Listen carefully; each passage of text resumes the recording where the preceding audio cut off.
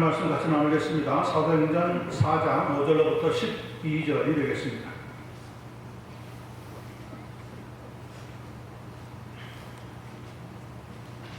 신약성경 192페이지입니다. 사도행전 4장 5절로부터 12절 말씀 같이 찾았으면 합독하도록 하겠습니다. 5절부터 같이 읽습니다. 시작.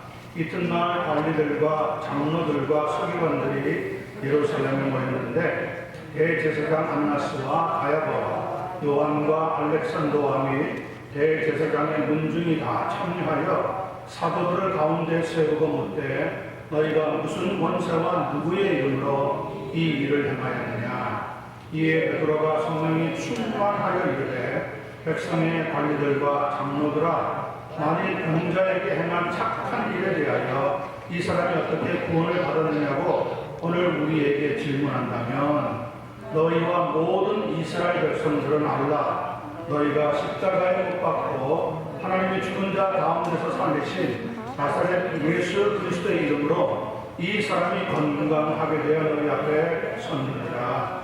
이 예수는 너희 건축자들의 버린 돌로서 집 모퉁이의 머릿돌이 되었느니라. 다른 이로서는 구원을 받을 수 없나니 천하 사람 중에 구원을 받을 만한 다른 이름을 우리에게 주신 일이 없으니라 하였더라. 아멘. 말씀이 하나님의 큰 은혜가 넘치게 되기를 간절히 소원합니다. 한번 따라합니다. 십자가의 능력. 한 번 더요. 십자가의 능력. 오늘 말씀의 제목이 되겠습니다.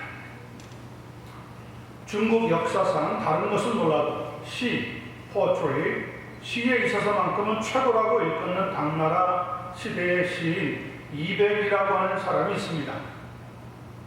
우리에게는 이백이라고 하는 이름보다 이태백이라고 하는 이름으로 더 잘 알려져 있는 시인입니다. 그의 아버지가 어릴 때부터 아들의 천재성을 발견을 하고 일찍 산에 들어가서 공부를 하도록 했는데 어린 이태백은 공부의 실증을 느껴서 스승에게 말도 하지 않고 그만 도망을 치고 말았습니다.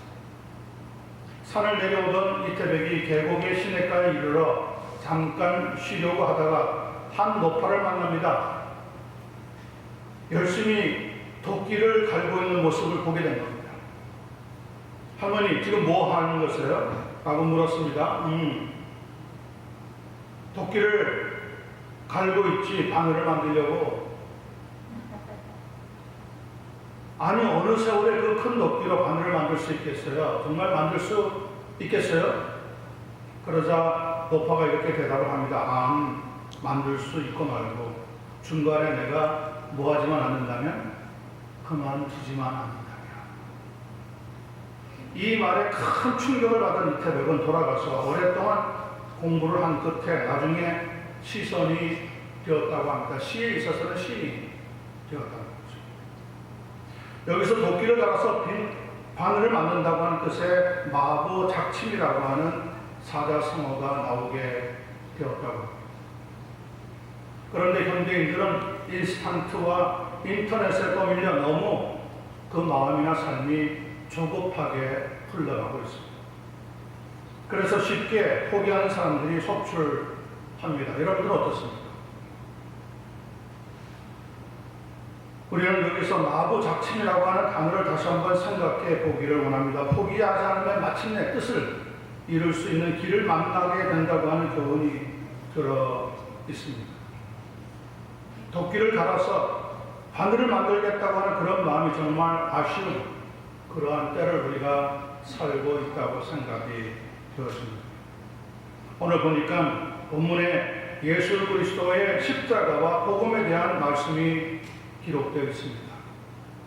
예수 그리스도의 복음이 우리에게 전해지기까지 수천 년이 걸렸다고 하는 사실을 잊어버리지 마시고, 하나님의 뜻은 천천히 돌아가는 맷돌 같지만 사람이 기다리기에는 너무 지루한 오랜 세월 같지만, 그러나 마침내 모든 것을 고운 가루로 만든다고 하는 하나님의 뜻을 생각하면서 말씀을 나눌 때 우리 모두에게 놀라운 은혜가 넘치고 또 넘치게 되길 간절히 소원합니다.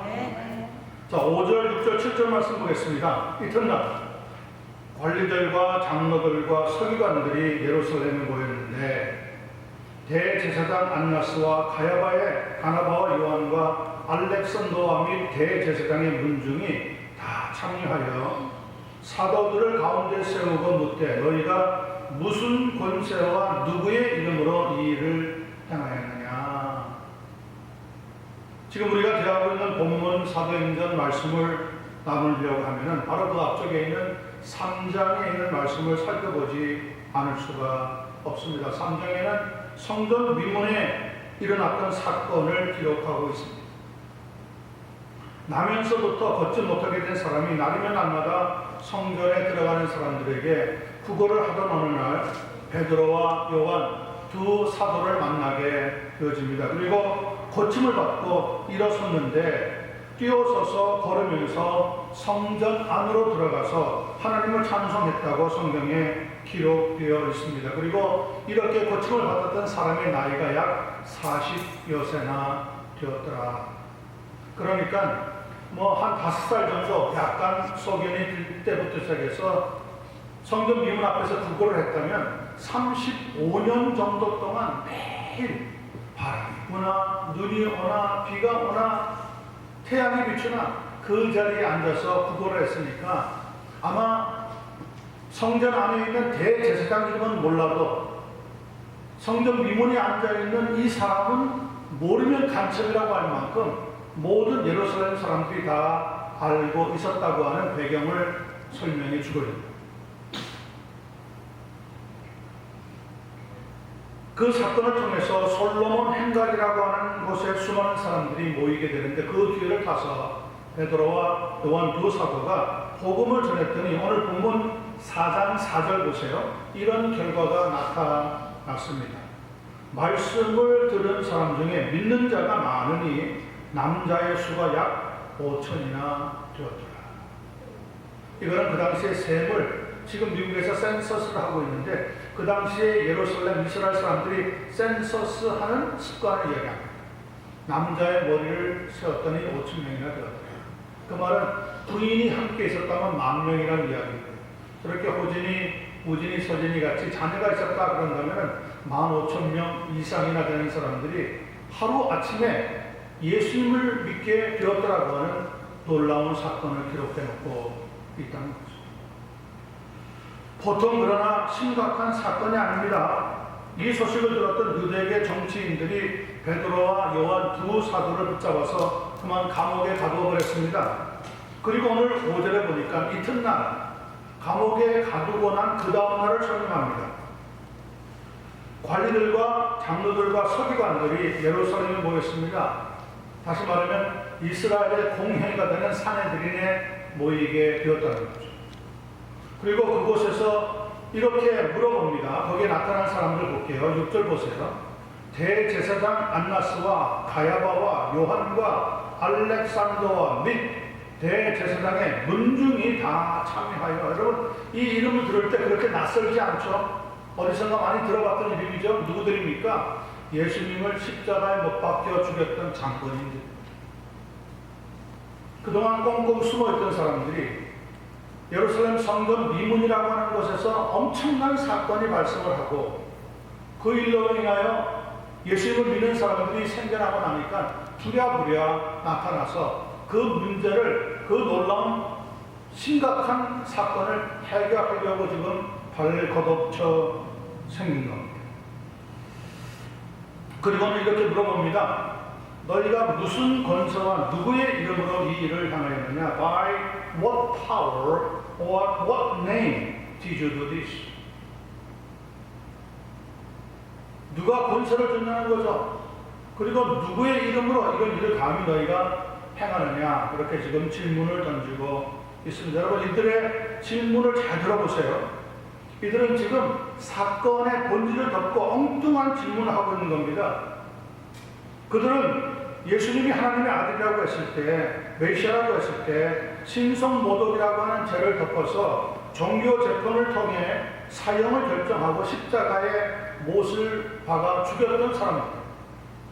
물론 당연히 죽을 사람을 죽였다고 그들은 생각을 했을 겁니다. 그런데 나면서부터 걷지 못하던 사람이 일어나서 걷기도 하고 뛰기도 하다가 나중에는 하나님의 성전에 들어가서 하나님을 찬송하는 기가 막힌 기적이 일어났습니다. 하루 이틀 2살, 3살짜리가 아니라 나이가 40여 세나 되었던 사람이 더 이상 다리를 펼 수 없는 상황에 온 사람이 펴져서 걷고 뛰고 했다는 거죠.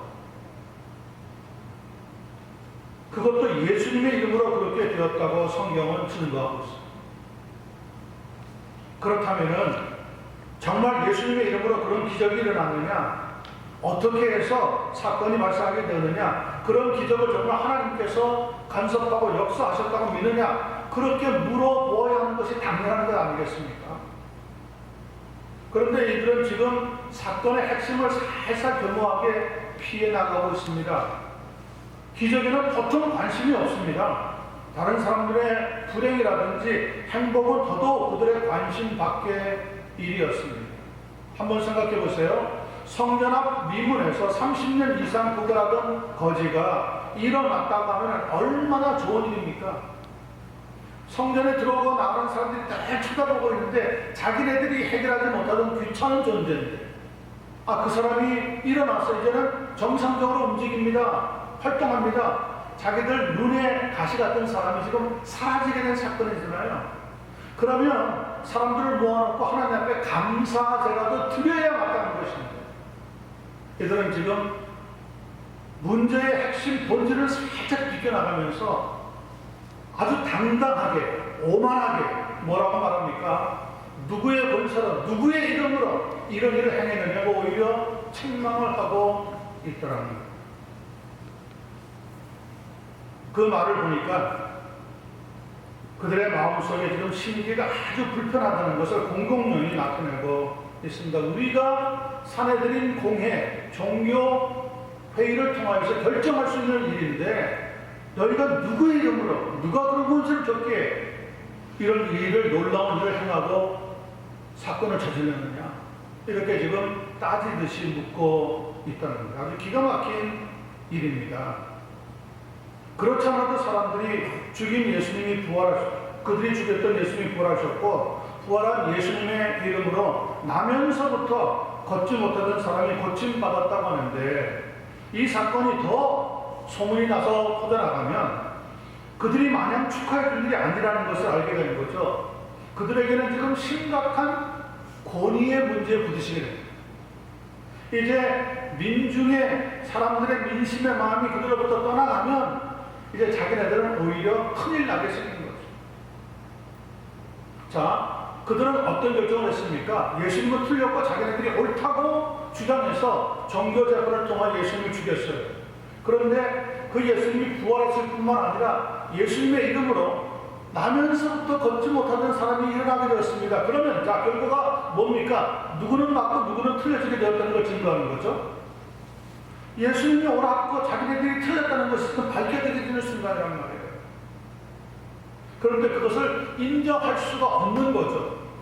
자기네들의 체면, 자기네들의 리더십, 자기네들이 누리고 있는 기득권 때문에 인정하지 못하는 거예요. 예수님이 메시아였다는 게 인정이 되는 것이고 예수님이 하나님의 아들이라는 것이 인정이 되는 것인데도 그 순간에 와서도 그들은 엉뚱한 질문을 하면서 사건의 핵심을 지금 피해 나가고 있다는 거예요. 여러분, 우리가 전도해보면요, 사건의 핵심을 다 피해가고 엉뚱한 질문으로 우리를 곤혹스럽게 할 때가 많습니다.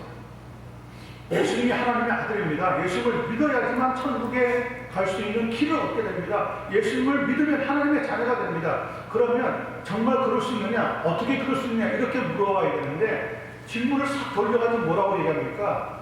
나는 그런 거 종교, 예수님 관심이 없습니다.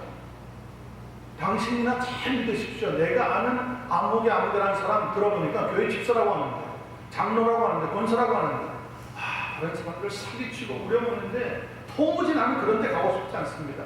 아니, 문제의 핵심을 싹 비켜나가는 사람들이 대부분이라는 것을 알 수가 있다는 겁니다.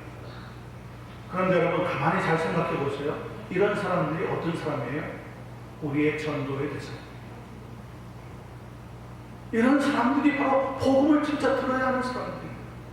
그런데 우리는 그들과 상대하기 싫고 거북하고 불편해서 복음을 증거하는 일을 그만두고 만다는 거예요. 우리가 알면서도 예수님이 하나님의 아들이시오, 예수님을 믿어야지만 구원을 얻을 수 있다는 것을 뻔히 알면서도 그렇게 힘들게 하는 사람, 귀찮게 하는 사람 만나면 우리가 오히려 피해 나가는 경향이 많이 있다는 것을 우리는 성경을 통해서 찾아볼 수 있습니다. 여러분 주변에도 그런 사람들이 많이 있을 줄로 생각합니다. 지금 코비드19로 인해서 그리고 산불과 계속되어지는 태풍, 지진 등으로 어제도 금요일 날도 있었죠. 이번에 제가 큰 지진이 여기서 왔다 갔어요. 교회에 있는 건물에 몇 가지 건물들이 막 땅에 떨어지고 난리가 났었어요. 전기도 나가고요. 물도 끊어지고 한 30분 정도 굉장히 어려웠던 시간이 있었어요. 그때 제가 느낀 게 뭐냐. 이거 이번에 4.6이랬는데 5.6쯤 되면은 이거 큰일 나겠다. 아니 더 넘어서 6.6쯤 되면은 이거 뭐 우리가 사는데 온통 지축이 흔들려가지고 제대로 살 수는 있을까. 그런 생각이 살짝 들어가더라고요. 산불이 꺾이지 않고 계속 지금 타고 있습니다. 한국과 또 우리 미국에 있는 동남부 보니까 막 거센 허리케인이 막 지나가고 사람들이 거기에 도망을 가고 난리가 납니다. 여러분 이런 걸 볼 때 사람들의 생각이 어떻습니까? 정말 마지막 종말이 오는가? 가만히 생각해 보니까 내 주변에 교회 나가면 예수 믿는 사람 보니까 저 사람들은 정말 예수를 믿는 것 같아. 정말 예수님 하나님의 아들이라고 믿는 것 같아. 그렇게 하면서도 바로 오늘 이 본문에 나와 있는 사람들처럼 예수님을 믿을 생각을 못하는 거죠. 아니 결정을 못 내리는 거죠. 예수님이 하나님의 아들인 것 같은데, 예수님이 우리의 구세주인 것 같은데, 예수님이 내 동생을 보고 내 형님을 보고 내 누님을 보니까 정말 하나님이 보내신 우리의 구세주인 것 같은데 믿어야 할까 말까 이런 불안해하는 사람들이 있다는 거예요. 그런 사람들이 바로 복음을 전해야 하는 대상입니다. 우리의 전도의 대상이라는 거예요. 사도행전은 그렇게 봐야 돼요. 그게 핵심이에요. 교회를 이렇게 핍박할 수 있나? 성도를 이렇게 어렵게 만들 수 있나? 그것이 핵심이 아니라 그 사람들이 바로 복음을 듣기만 한다면 이 세상의 변화를 가져올 수 있는 그런 인물들이라는 거예요.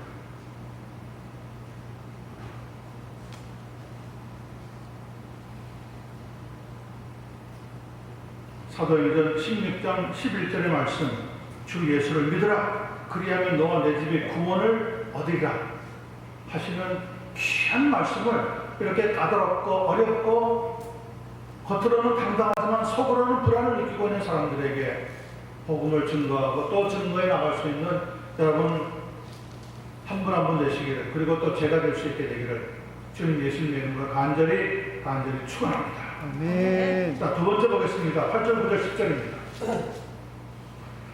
이에 베드로가 너희가 무슨 권세와 누구의 이름으로 이 일을 행했느냐고 아주 엄파를 놓으면서 물어보니까 8절, 이에 베드로가 성령이 충만하여, 이때는 벌써 예수님이 이 땅을 떠나셨습니다. 그리고 또 다른 보혜사 성령이 오셔서 주의 제자들을 능력으로 충만하게 채워나가며 교회의 확장을 이루고 있는 시점이었습니다. 성령이 충만하여 이르되 백성의 관리들과 장로들아, 만일 병자에게 행한 착한 일에 대하여 이 사람이 어떻게 구원을 받았느냐고 오늘 우리에게 질문한다면 10절입니다. 너희와 모든 이스라엘 백성들은 알라. 무슨 말입니까? 너희가 모르고 있는 게 있다는 거예요. 너희가 그런 위치에 있고 그 정도 배웠다고 하고 서기관으로 바리새인으로 대제사장으로 그렇게 지금 행세하고 있지만 너희가 모르는 게 있다. 그래서 너희들에게 알리고 싶은 가장 중요한 사건 하나를 말하고 싶다. 너희는 알라. 뭘요?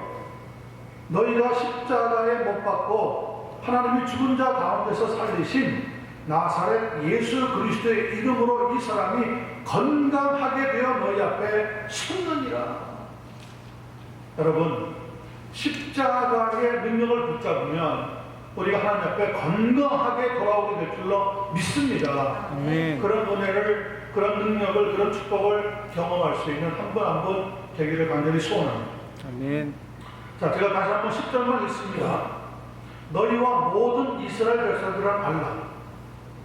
너희가 십자가에 못 박고 하나님이 죽은 자 가운데서 살리신 나사렛 예수 그리스도의 이름으로 이 사람이 건강하게 되어 너희 앞에 섰느니라.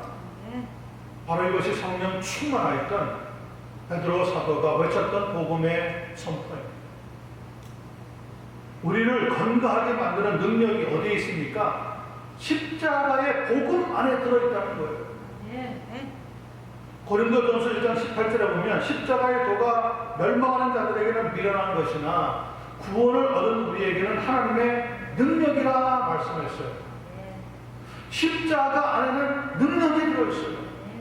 사람의 능력이 아니라 하나님의 능력이 들어있어요. 아멘. 그래서 복음을 들으면 그 사람의 삶이 변화가 생기는 거예요. 이 땅이 아니라 내세의 축복을 얻는 역사가 일어나게 되어집니다. 아멘. 어떤 교회에 예수님을 믿고 나서 자기는 꼭 요단강에 가서 세례를 받아야 한다고 주장한 사람이 있었다고 합니다.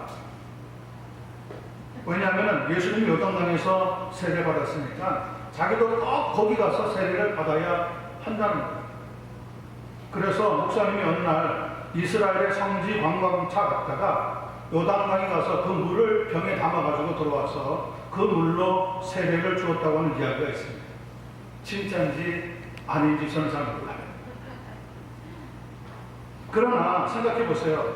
요단강 물이나 빅베어에 있는 물이나 여러분의 집에 수돗물이나 뭐가 다릅니까? 물은 물이지.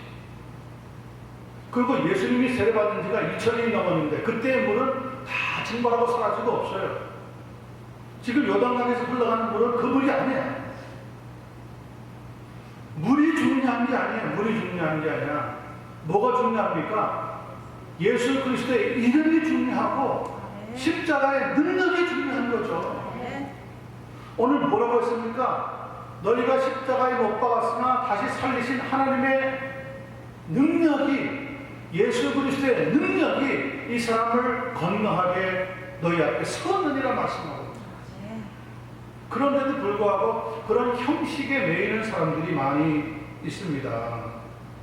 효염은 물에서 나오는 것이 아닙니다. 복음에서 나오는 거예요. 복음. 그리고 그 복음 안에 들어있는 십자가의 능력에서 나오는 거예요. 그리고 이 십자가의 능력의 주인공은 누굽니까? 그 주인공은 바로 예수 그리스도라는 것을 믿고 또 믿게 되기를 바랍니다. 아멘입니까? 아멘. 우리는 예수가 없으면 안 됩니다. 십자가의 복음이 없으면 안 됩니다.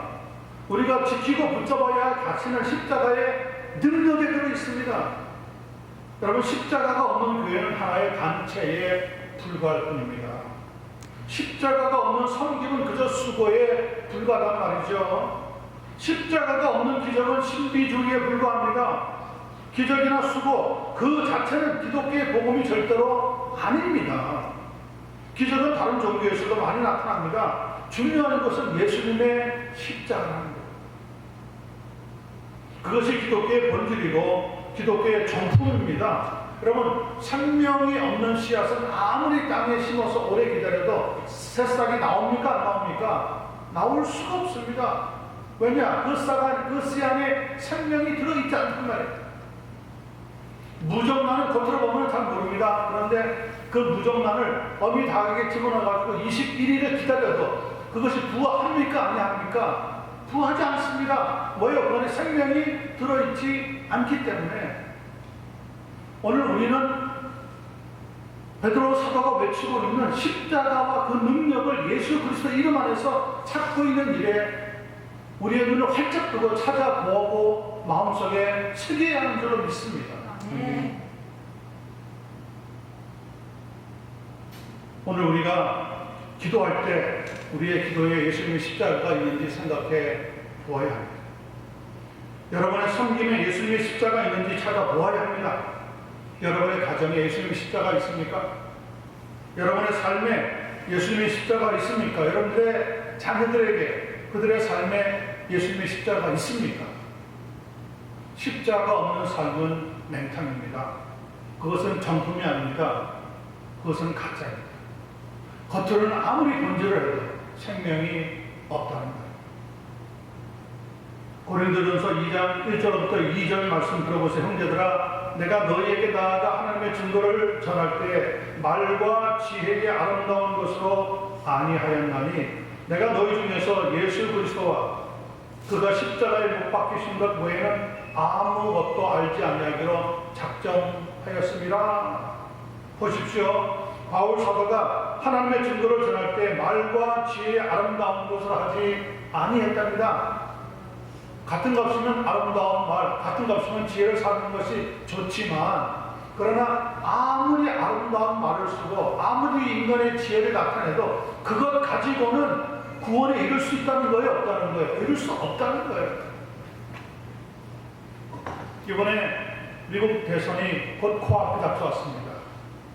다른 때 같으면 뭐 양양 사방에서 선거 운동하는 사람들을 만날 수 있지만, 이번에는 코비드19 때문에 그런 운동들을 사전에 펼치지 못하고 그냥 온라인으로 혹은 그냥 집에 보내오는 우편물로 대하고 있습니다. 저는 이번에 대통령 후보로 나온 두 사람 다 제 취향하고는 거리가 멉니다. 트럼프든 바이든이든 제가 볼 때는 거기에서 그 사람입니다. 크게 차이가 나지 않아요. 이번에는 어떤 사람을 그러나 선택하는 문제가 아니라 그 사람이 속해 있는 시스템, 기관을 봐야 돼요. 내 마음에는 들지 않지만 그러나 향후 그 당을 통하여서 미국에 어떤 영향을 미칠까 그걸 봐요. 만약에 민주당 쪽을 택한다면 여러분 동성연애와 앞으로 미국의 사회는 더 사회적인 진보적으로 나갈 수밖에 없어요. 그리고 이슬람 문화권에 대해서 활짝 문을 열게 되었습니다. 그것이 민주당의 시스템입니다. 바이든이 싫고 좋고를 떠나서 이번에 선거는 사람을 택해서 선택하는 것이 아니라 당을 쳐다보고 선택해야 되는 기로에 놓였다. 저는 트럼프 같은 대통령 크게 좋아하지 않습니다. 온갖 충문이란 충문은 다 나타나고 그에게 결정되어지는 일들을 보면은 특별히 한국과 같은 경우에는 방위금을 뭐 엄청나게 내놓으라고 무리하게 요구하는 것을 보면 도무지 성이 차지 않지만, 그러나 공화당을 선택할 경우에 여러분 그래도 이 땅에 이슬람이 들어오는 길을 막을 수 있다는 거죠. 동성연애의 길을 막을 수 있다는 거예요. 미국의 7명의 연방 대법관이 있는데 그 중에 한 사람이 지난 토요일날 세상을 떠났습니다. 여자분인데 나이가 84인가 되신 분이에요. 이분은요, 내가 이 자리는 죽을 때까지 지킬 거라고 했어요. 트럼프가 물러나가고 민주당의 진보적인 대통령이 나올 때까지 나는 죽어도 이 자리 내놓지 않겠다고 장담했던 사람이에요. 그런데 최장암으로 떠나고 나왔어요. 빈 자리가 생겼어요. 그 빈 자리에 하나님이 누구를 넣게 하실지 모르지만 미국 땅이 제발 이전의 청교도의 신앙을 조금이라도 회복되는데 쓸 수 있는 도구가 되는 그런 사람이 자리를 채웠으면 좋겠습니다. 여러분 우리가 기도해야 됩니다. 돈이 아무리 많아도 청교도들이 이 땅에 돈 벌러 온 거 아니잖아요. 그들은 딱 한 가지 이유 때문에 자기네들 고향을 떠나서 여기까지 왔어요. 하나님 좀 제대로 마음 갖고 믿어보세요. 하나님이 덤으로 이 땅에 복을 더하여 주셨다는 것은 역사적 기록으로도 알고 있는 사실입니다. 이번에 선거는 굉장히 중요합니다. 저는 여러분들이 가능하면 선거에 참여하라고 부탁을 드리고 싶습니다. 사람 보고 선택하지 마십시오. 거기에서 거기입니다. 그런데 시스템을 보고 결정을 해야 합니다. 앞으로 우리 자녀들이 커서 살아갈 때 그들이 살 수 있는 환경이 되어질지 안 될지가 굉장히 이번 선거에 중요한 영향을 미치게 한다. 자, 오늘 말씀을 계속 살펴봅니다. 바울 사도의 고백을 통해서 우리가 살펴볼 수 있는 것은 사람의 아름다운 말이나 사람의 대단한 지혜가 우리에게 구원을 얻을 수 있는 도구로 쓰임받는 것은 아니라는 거예요. 그래서 그는 이렇게 결론을 내립니다. 내가 예수 그리스도와 그가 십자가에 못 박힌 것 외에는 아무것도 알지 아니하기로 작정되었노라. 바울 사도가 머리가 부족했어요? IQ가 나쁩니까? 공부를 하지 않아서 그렇습니까? 말짱 무식장이라서 이런 선포를 하고 있는 겁니까? 아닙니다. 그가 예수 그리스도를 만나고 보니까 사람의 말이나 생각이나 문화나 뭐 어떤 걸 가지고 구원받는 게 아니더라는 거예요. 무엇이 중요합니까? 하나님의 은혜가 그랬습니다. 하나님의 은혜를 받지 않으면 십자가가 뭘 봅니까? 나무가지로 보입니다. 그냥 나무 덩어리를 보여요. 그런데 하나님의 은혜를 받고 나니까 어떻습니까? 십자가가 하나님의 능력이 들어있다는 것을 깨닫게 되어집니다. 아무리 말로, 아무리 지혜로 설명해도 십자가를 제대로 설명할 길이 없습니다. 그리고 말로, 지혜로 십자가에 숨어있는 신비를 깨달을 수가 없습니다. 그런데 하나님이 우리에게 은혜를 주시면 그 순간 우리의 눈이 떠져서 십자가의 능력이 있다는 것을 발견하게 되어진다고 하는 말입니다. 여러분, 은혜를 받고 나서 나무 십자가가 하나님의 능력이 되고 나에게는 피와 살이 되고 나의 노래, 나의 소망이 될 수 있는 은혜가 넘치게 되기를 간절히 소원합니다. 모파상이라고 하는 작가가 쓴 목걸이라고 하는 단편소설이 있습니다. 짧게만 내용을 말씀드릴게요. 한 젊은 여인이 사치스럽고 우아한 귀족 생활을 동경하던 나머지 오히려 그 욕심 때문에 나중에 고달픈 삶을 살아가게 된다고 하는 이야기의 내용입니다. 주인공은 마틸다라고 하는 여자 주인공인데 무언가 현실에 만족하지 못하고 살아가는 사람, 자기의 외모, 자기의 추구하는 모든 방향 등등은 다 마음에 들었지만 자기의 가정 배경과 환경이 어려웠습니다. 그런데 결혼한 남편 루아젤이라고 하는 사람은 착하고 성실하긴 했지만 하급 공무원이었습니다. 도무지 자기의 사치와 허영심을 감당할 수 없고 경제적 능력도 부족한 남자였습니다. 그러던 어느 날 그곳에 있는 장관의 파티에 초대를 받게 되고 아내와 함께 가게 되는 일이 생깁니다. 부인 마틸다는 흥분해서 입고 갈 옷부터 벌써 몇 달 전부터 고르고 다녔어요. 그리고 시간이 다가오니까 그 옷에 걸맞추어서 친구인 레스터 부인이라고 하는 사람에게 다이아몬드 목걸이를 빌려서 차고 가게 됩니다. 파티는 즐거웠습니다. 마틸다가 모처럼 삶의 행복을 느꼈습니다. 그리고 집에 돌아왔는데 아니 친구에게 빌렸던 그 다이아몬드 목걸이가 어디로 가버렸는지 사라지고 없는 거예요. 이거 돌려주는 시간은 점점 다가오는데 속이 가짝가짝 하는 겁니다. 어떻게 있겠습니까? 결국 돈을 대출을 받아서 빚을 지고 자기가 빌렸던 다이아몬드 목걸이가 거의 흡수한 것을 사서 친구에게 돌려주었습니다. 그리고 자기는 하급 웨이트부터 시작해서 식당에 가서 뭐 하여튼 닥치는 대로 10한 5, 6년 동안을 고생하면서 그 빚을 다 갚게 됩니다. 그리고 그 친구를 다시 우연히 만나게 되었는데 만난 김에 15년 동안 자기가 잃어버렸던 다이아몬드 목걸이를 사주고 나서 빚을 진 것을 갚기 위해서 얼마나 고생했는지 눈물을 흘리면서 친구에게 다 털어놓았습니다. 그랬더니 친구였던 레스터 부인이 한번 듣고 있더니 그렇게 얘기하더랍니다. 그 진작 나한테 얘기하지 않았어. 내가 빌려준 거는 가짜야.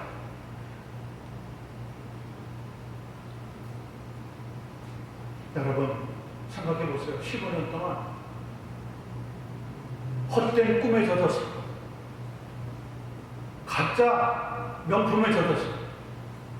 어울리지 않는 삶을 찾아서 고생하고 고생했던 삶이 한꺼번에 물과 꿈처럼 지나갔다고 생각하니까 막 속에서 후회가 생기고 땅을 치고 싶은 마음이, 억울한 마음이 막 들더라는 거예요.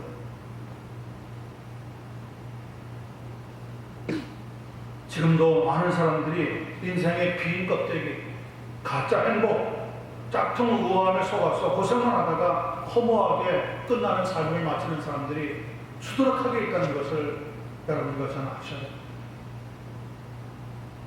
안타깝게도 많은 사람들이 이런 것들이 행복을 가져다 준 줄로 착각하면서 살아가고 있습니다. 그것은 행복이 아니라 속아 넘어가는 거예요. 속임에 넘어가는 거예요. 디시딩 하는데 속아서 넘어가는 거예요. 그러면 여러분, 참 행복은 어디에 있습니까? 참 행복은 예수 그리스도의 십자가의 능력 안에 있다는 것을 믿습니다. 아무쪼록 우리 모두 한 사람도 빠짐없이 십자가의 가치와 능력을 깨닫고 그 능력을 붙잡는 삶이 되어지기를 예수님의 이름으로 간절히 축원합니다. 마지막 11절 12절 보겠습니다.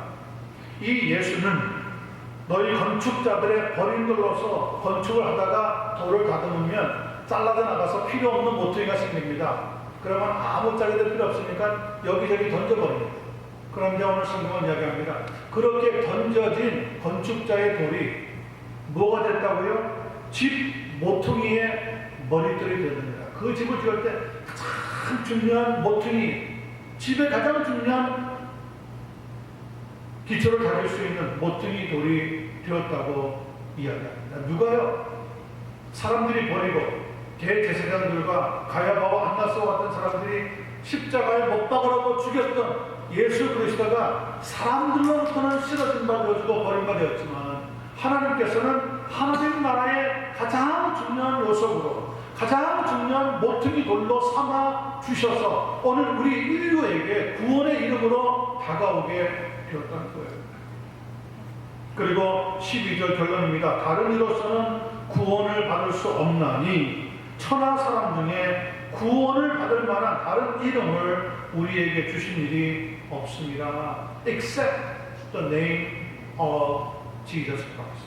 There's no other name for us to be saved.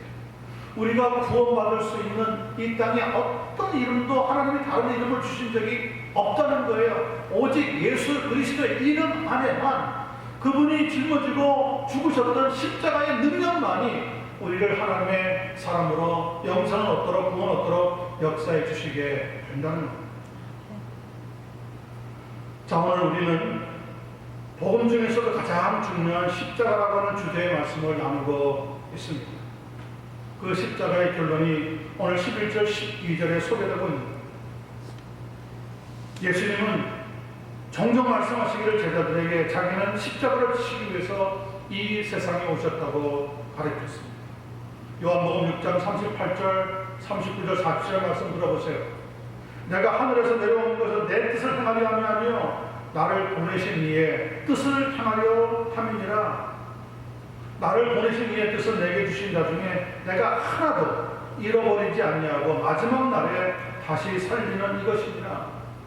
내 아버지의 뜻은 아들을 보고 믿는 자마다 영생을 얻는 이것이니 마지막 날에 내가 다시 이를 살리리라 하시니라. 아멘입니까?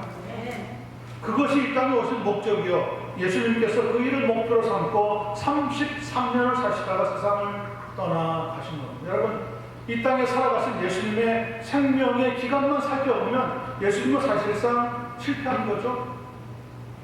너무너무 젊은 나이에 애석하게 세상을 떠난 겁니다. 그러나 잘 들어보십시오. 성경은 얼마나 오래 사느냐가 중요한 것이 아니라는 거예요. 무엇을 하다가 세상을 떠나느냐가 중요하다는 거예요. 예수님은 비록 33년 사시다가 떠나셨지만 인류가 구원받을 수 있는 십자가의 구원의 완성을 이루고 떠나가셨다. 120년, 150년 산들, 여러분, 내가 무엇을 위해서 살다가 가느냐가 결정이 안 된다면 그것은 그냥 하나의 긴 고통의 시간밖에 아니 됩니다. 장수 시대가 와서 보통 사람들 120년을 산다고 하지만 여러분, 과연 그것이 정말 축복이 될 수가 있겠습니까? 세상을 일찍 떠나도 여러분, 그것은 실패의 삶이 아닙니다. 창세기 3장 15절에 이미 예수님이 오셔서 그렇게 죽게 되실 것에 대한 예언의 말씀이 나옵니다. 예수님 탄생 700년 전에 이사야 선지자도 예언을 말씀으로 남겼습니다. 이사야서 9장 6절 7절 말씀이에요. 이는 한 아기가 우리에게 낳고 한 아들을 우리에게 주신 바 되었는데 그의 어깨에는 정사를 메었고 그의 이름은 기묘자라 모사라 전능하신 하나님이라 영존하시는 아버지라 평강의 왕이라 할 것입니다. 그 정사와 평강의 더함이 무궁하며 또 다윗의 왕자가 그의 나라에 군림하여 그 나라를 굳게 세우고 지금 이후로 영원히 공의와 정의로 그것을 보존하실 것이라 만군의 여호와의 열심히를 이루십니다. 하나님께서 수백 년 수천 년 걸려서 예언하신 말씀을 마침내 메시아를 보내셔서 오늘 우리에게 구원의 완성으로 역사해 주시게 되었다. 이태백이 도끼를 갈아서 바늘을 만든다고 하는 말에 충격을 먹었다고 하는데 우리는 여러분 수천 년 동안 하나님이 보내주신다고 하는 메시아를 기다려서 여러분과 제가 우리 자녀들이 지금 믿음으로 말미암아 천국이라고 하는 내세의 축복을 얻게 되었다는 거예요. 그러나 구원을 이루시기 위해서 하나님 아버지의 뜻에 따라 택하셨던 십자가의 고통은 상상하기 어려운 고통을 수반했습니다. 그 당시에 십자가의 고통을 견디지 못하는 사람들이 마구 소리를 내지르고요. 심지어는 욕설을 내뱉기도 했다고 합니다. 예수님도 인성을 가지셨기 때문에 극심한 고통이 몰려왔을 텐데 비명과 저주를 쏟아낼 만도 했을 텐데 마지막 숨을 내쉬면서 세상을 떠나실 때 큰 소리로 이렇게 기도하고 떠나십니다. 누가복음 23장 46절입니다. 예수께서 큰 소리로 불러 이르시되 아버지여 내 영혼을 아버지 손에 부탁하나이다. 이 말씀을 마친 후에 숨지십니다. 여러분 이 모습을 옆에서 지켜보았던 로마 군대 백부장이 하나님께 영광을 돌리면서 과연 이 사람은 의인이었다 라고 고백했다고 합니다. 이때부터 경건한 성도들의 기도는 아버지 내 영혼을 아버지의 손에 부탁하나이다 라고 더욱 짧고 단순해지게 되었다고 교회에서는 가르쳐주고 있습니다. 여러분은 매일매일 어떤 기도를 드리며 살아가십니까? 무엇이든지 잘 되게 해달라고 기도하지 않습니까? 여행을 떠날 때는 뭐라고 기도합니까? 무사히 돌아오게 해달라고 기도하지 않습니까? 운전할 때는 뭐라고 기도하십니까? 아무런 사고 나지 않도록 지켜달라고 기도하지 않습니까? 사업을 시작하면 뭐라고 기도합니까? 그 사업이 성공하게 해달라고 기도하지 않습니까? 그렇게 기도하는 게 잘못되었다는 게 아닙니다. 그러나 정작 사업을 시작했을 때, 여행을 떠났을 때, 혹은 운전하게 되었을 때 무사히 돌아오게 될지, 사고가 나지 않게 될지, 성공하게 될지 안 될지 사실은 모르는 거 아니에요. 모르는 거 아니에요. 우리가 알고 있는 것은 지금 아닙니까? 지금 여행을 떠났다가 사고를 만날 수 있고, 운전하다가 사고를 만날 수 있고, 지금 비즈니스를 시작했는데 비즈니스가 안 될 수도 있고, 지금 결과가 나타날 수밖에 없는 매일매일의 삶인데, 그런 기도도 물론 필요하겠지만 정작 우리에게 필요한 기도는 뭡니까? 하나님, 내 영혼을 하나님의 손에 부탁합니다. 이 짧고 단순 명료한 기도보다 더 중요한 게 없잖아요. 아니 예수님이 자신의 모든 삶을 하나님의 손에 맡기고 세상을 떠나셨어요. 그렇다면 예수님의 후예가 되는 그분의 제자가 되는 여러분과 저는 매일매일 삶을 어떻게 기도해야 되겠습니까? 운전대를 잡고 떠나는 순간 하나님 내 영혼을 아버지의 손에 부탁합니다. 사업장으로 들어가려고 할 때도 하나님 내 영혼을 하나님의 손에 부탁합니다. 여러분 사고를 막상 난다고 하면요 머릿속에 많은 생각이 하나도 떠오르지 않습니다. 그리고 딱 하는 순간에 이 세상은 마감할 수도 있습니다. 그때는 이런 얘기 저런 얘기 끊을 수가 없어요. 오늘 밤에 잠자리에 주무시는데 내일 아침에 깨어난다고 누가 보장합니까? 밤새 안녕이라고 하는 말이 있는 거예요. 그러면 어떤 기도가 가장 좋은 기도일까요? 하나님 내 영혼을 아버지의 손에 부탁합니다. 여러분 이 기도보다 더 성경적이고 더 귀하고 더 도전이 되는 기도가 없습니다. 그렇다고 해서 예수님이 구원에 실패한 것이 아니지 않습니다. 말은 생각에서 나오고 생각은 사상에서 나온다고 했어요. 그러나 십자가는 사상이 아닙니다. 십자가는 생명입니다. 십자가는 철학이 아닙니다. 십자가는 하나님의 은혜입니다. 로마서 5장 8절은 이렇게 이야기합니다. 우리가 아직 죄인 되었을 때에 그리스도께서 우리를 위하여 죽으심으로 하나님께서 우리에게 대한 자기의 사랑을 확증하셨느니라. 성도 여러분, 십자가의 능력을 붙잡고 이 지상에서도 행복하시고 내세 천국에 들어가서도 영원한 행복을 누릴 수 있는 여러분과 제가 되기를 간절히 축원합니다. 기도하겠습니다.